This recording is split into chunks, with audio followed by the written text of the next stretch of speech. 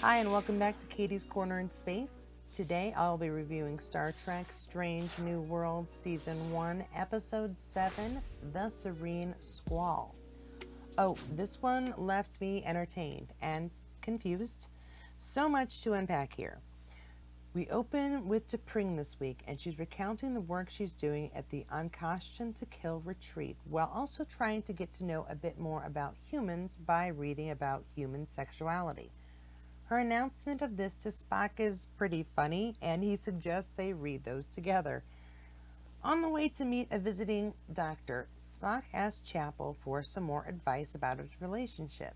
He needs a friend, and she's a bit hesitant considering what happened the last time, but in the end, she gives it a go.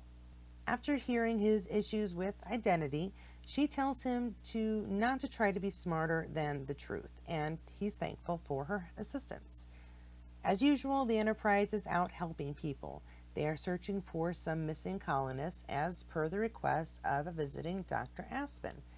It seems the area where the colonists disappeared is dangerous, known for having pirates.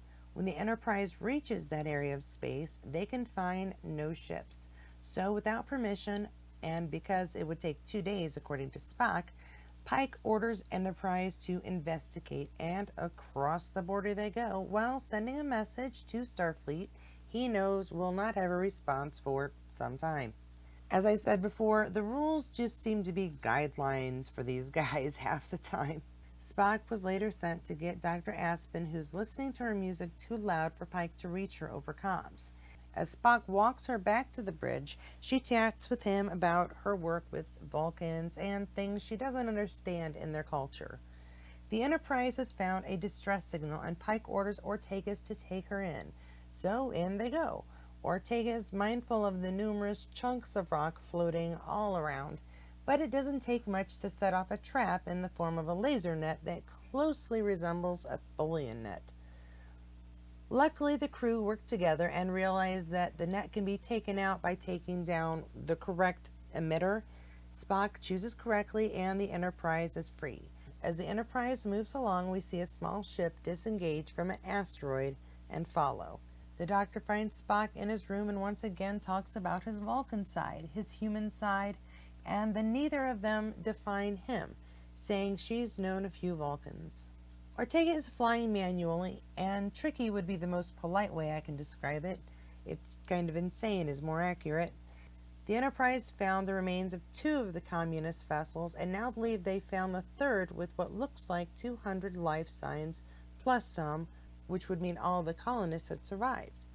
Pike leads an away team to the lone vessel, but when they beam aboard, they cannot locate the over 200 life signs that were supposed to be on board.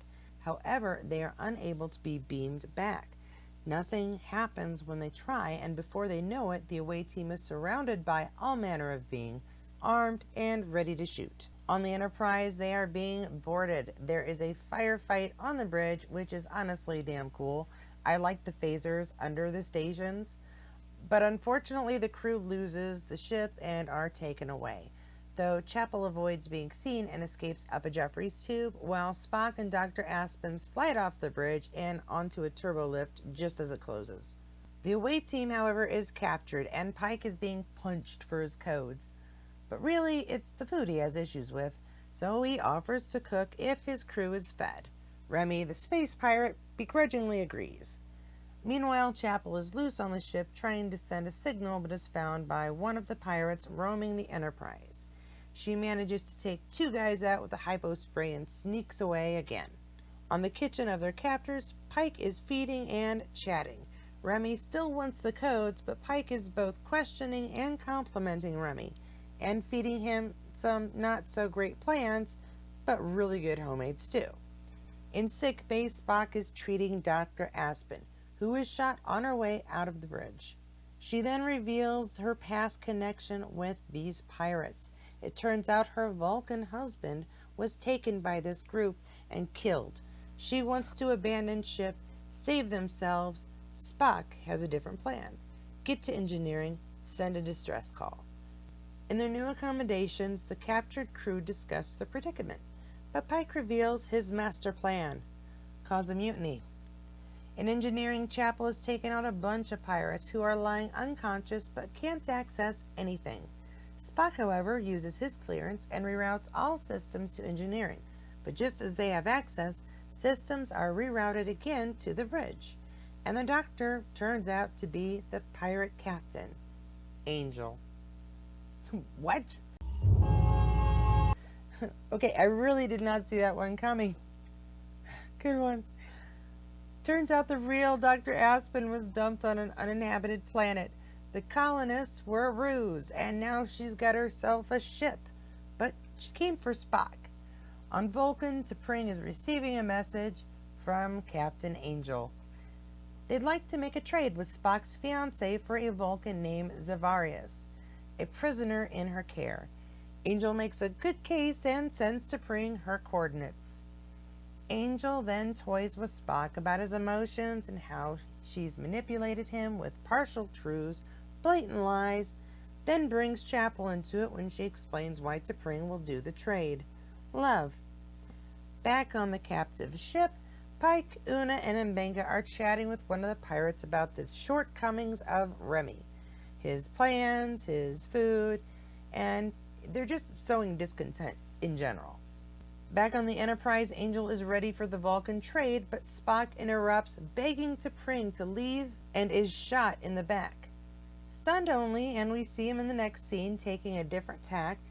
Now he proclaims he is having an affair with Chapel, though Chapel's the one who actually has to say it once she catches on. Spock doesn't want the trade to take place. Freeing the prisoner must be stopped. In a last-ditch effort to convince T'Pring, Spock kisses Chapel. And can I just say, this is where I am seriously confused. Is it just me, or was that a better kiss than we have seen between T'Pring and he? Like, at all? Anyway, so now T'Pring and he sever their relationship. She leaves, and Angel's plan goes kaboom. Luckily, Pike's little mutiny plan worked, and he's now captaining the captive pirate ship, and Ortegas gently takes out impulse power. Very gently. Well done! Leaving the pirates powerless. However, Angel has an escape plan and transports away just before revealing the true name of the Vulcan she had hoped to free, Sybok.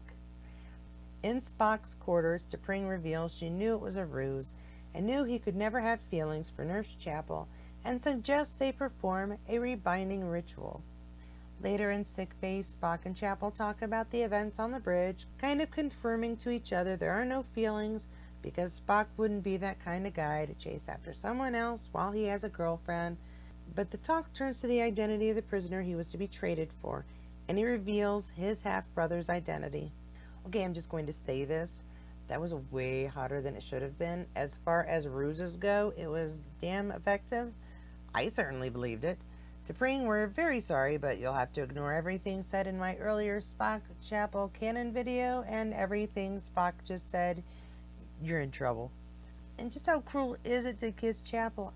I mean, the woman is harboring deep freaking Grand Canyon deep feelings for Spock, and that happens? It's just mean. The Doctor ruse was also effective, well played, and terribly ingenious. Kind of shows the lack of security checks, though. I mean, did no one double check if the colonists were real? Departure dates, any kind of paperwork on these guys? I really hope one of these now detained pirates can tell the crew where the real Doctor is. But Angel herself, playing on Spock's confusion over his identity, who he is, it was clever, I'll give her that. And Captain Pike once again showing why he's such a great captain, using his powers of cooking and starting a little mutiny to get himself and his crew free.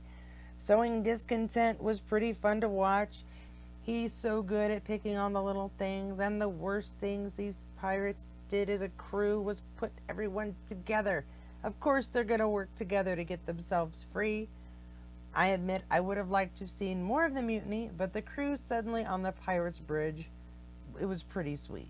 And I think that is all I have this week on this episode. I really liked it. I was very entertained. I'm seriously going to have to reconsider my thoughts on Spock, possibly go and rewatch the first episode. Goodness.